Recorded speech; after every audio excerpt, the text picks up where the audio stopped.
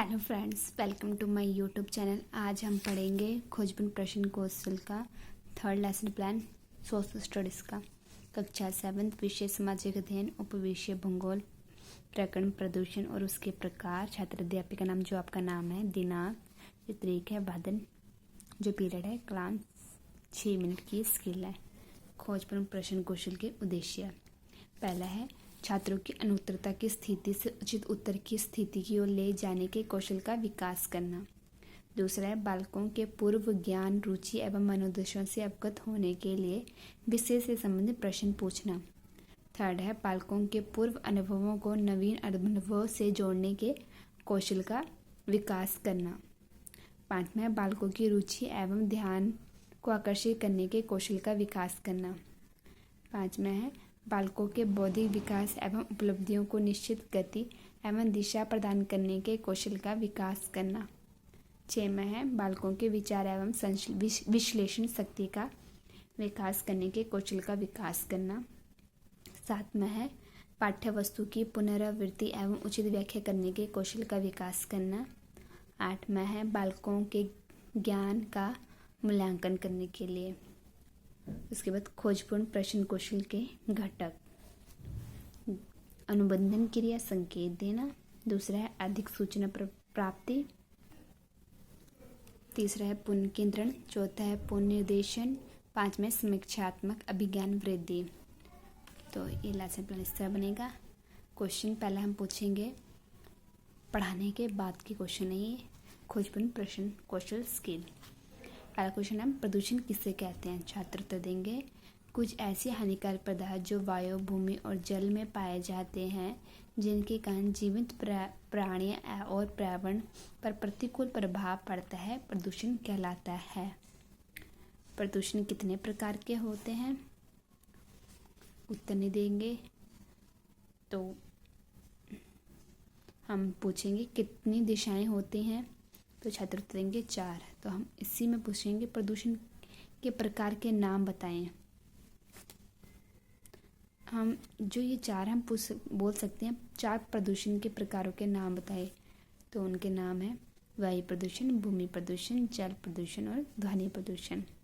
फिर हम पूछेंगे वायु प्रदूषण किसे कहते हैं। तो छात्र उत्तर देंगे वायु प्रदूषण अर्थात हवा में ऐसे अवांछित गैसों, धूल के कणों आदि की उपस्थिति जो लोगों तथा प्रकृति दोनों के लिए खतरे का कारण बन जाए, उन्हें वायु प्रदूषण कहते हैं। वायु प्रदूषण के कौन कौन से कारण हो सकते हैं। तो छात्र उत्तर देंगे वायु प्रदूषण के कारण हैं जैसे वाहनों के निकलने वाला धुआं, औद्योगिक इकाइयों से निकलने वाला धुआं, रासायनिक ज्वालामुखी विस्फोट आदि। फिर हम पूछेंगे भूमि प्रदूषण किसे कहते हैं। छात्र उत्तर देंगे भूमि प्रदूषण से अभिप्राय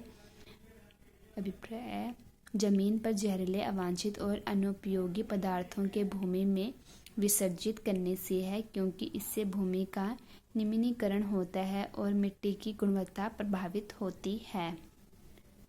8वां क्वेश्चन है हमारा भूमि प्रदूषण के कारण बताइए। तो छात्रों ने उत्तर दिया भूमि प्रदूषण के कारण है कृषि से उर्वरकों, रसायनों तथा कीटनाशक का अधिक प्रयोग, औद्योगिक इकाइयों, खानों तथा खदानों द्वारा निकलने ठोस कचरे का विसर्जन, भवन, सड़कों आदि के निर्माण में ठोस कचरे का विसर्जन। 9वां है भूमि प्रदूषण के कारण क्या प्रभाव पड़ता है। तो छात्र ने उत्तर दिया भूमि प्रदूषण के कारण प्रभाव है कृषि योग्य भूमि की कमी, भोज्य पदार्थों के स्रोतों को दूषित करने के कारण स्वास्थ्य के लिए हानिकारक, भू संकलन में होने वाली हानियां, जल तथा वायु प्रदूषण में वृद्धि। जल प्रदूषण किसे कहते हैं मुझे पता नहीं है, तो उन्होंने उत्तर दिया। तो हमने बोला पानी में अवांछित तथा घातक तत्वों की उपस्थिति में पानी दूषित हो जाता है, तो उसे क्या कहते हैं। तो छात्रों ने उत्तर दिया कि उसे जल प्रदूषण कहते हैं।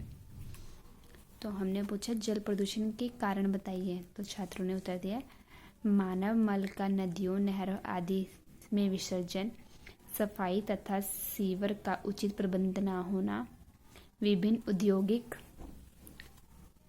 इकाइयों द्वारा अपने कचरे का तथा गंदे पानी की नदियों नहरों में विसर्जन। 13वां क्वेश्चन हमारा, जल प्रदूषण के प्रभाव बताएं। तो उन्होंने उत्तर दिया जल प्रदूषण के प्रभाव है, इससे मनुष्य, पशु तथा पंछियों के स्वास्थ्य को खतरा उत्पन्न होता है। इससे विभिन्न जीव तथा वनस्पति प्रजातियों को नुकसान होता है। जो यहाँ पे जो हमने आंसर दे रखे, जरूरी नहीं कि डिटो छात्र वही आंसर देंगे। वो जल प्रदूषण के और कोई कारण भी बता सकते हैं, भूमि प्रदूषण के और कई कारण भी बता सकते हैं। ध्वनि प्रदूषण के उदाहरण दीजिए।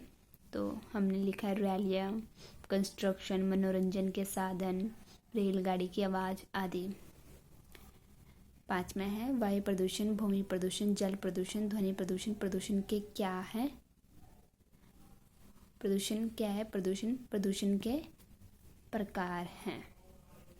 उसके बाद आ जाते हैं हमारी अवलोकन सारणी। ये हमने ऐसी ही बनानी है। अनुबंधन, क्रिया, संकेतन, अधिक सूचना। ये टीचर फील करेगी। सुझाव, अगर टीचर ये फील करेगी जैसे उनको समझ में आएगा कि हाँ हमने ये सभी घटकों का प्रयोग करेगा, उसी हिसाब से में ये टीचर फील करेगी। अगर आपको हमारी वीडियो पसंद आई हो, लाइक, शेयर एंड सब्सक्राइब करना ना भूलें।